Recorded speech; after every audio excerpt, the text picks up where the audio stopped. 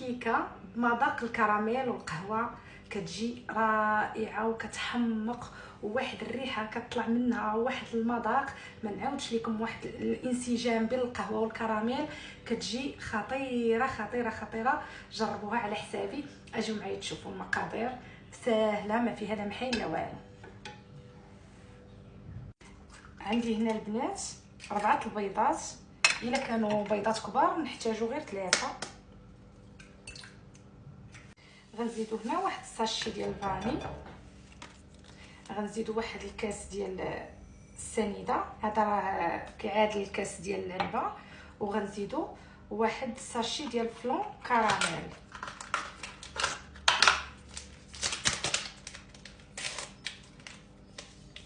صافي هنا غادي نخلطو مزيان حتى ينسجموا لينا هاد المكونات. هنا غنزيد واحد الدانيت بمذاق الكراميل،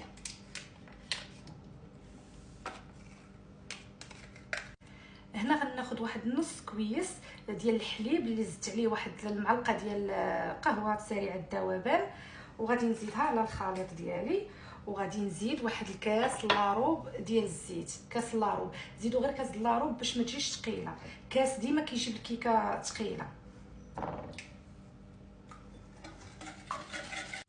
هنا غادي نبداو نزيدو في الدقيق تدريجيا حتى نشوفوا الخليط ديالنا حتى يعقد، وغادي نزيد واحد 2 الساشي ديال الخماعه. وقبصه الملح البنات ديما تنقولها لكم اللي ضروريه، راه كنقدر ما نقولهاش شي مرات وكيكومونطيو ليا البنات كيقولوا لي نسيتي الملح، ما كنساهاش، ضروري واحد القبيصه كنلوحها ديما في اي حاجه كنخدمها، حلوه سوا حلوه سوا هكا كيك، راه انا كنلوح قبصه الملح. صافي هنا من بعد ما عقاد الخليط ديالي انا احتاجيت فيه 2 كيسان ونص ديال الدقيق. المهم هكا كتكون العجينه ديالنا واحد الريحه طالعه، ما تشهيتكم فيها الخليط بين الكراميل والقهوه راه رائع. صافي دابا انايا غادي نديرها في المول ديالي. انا اختاريت هذا المول، ديجا دهنتو بشويه الزبده والدقيق، المهم نتوما لكم الاختيار. صافي وغادي نكب الخليط، وديما كنقول لكم نحاولوا نهزوها هكا الفوق.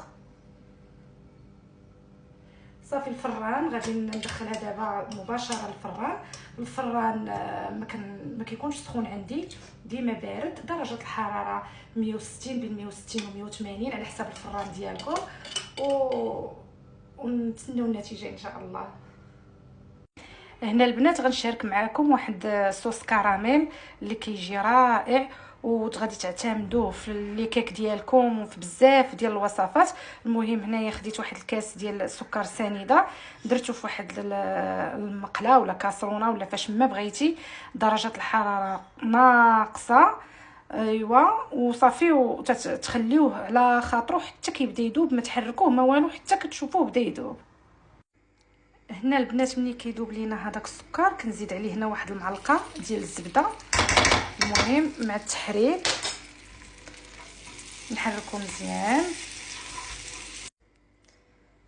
وهنا البنات غنزيد واحد هذا دانيت كراميل، غادي نزيد واحد وغادي نحرك مزيان.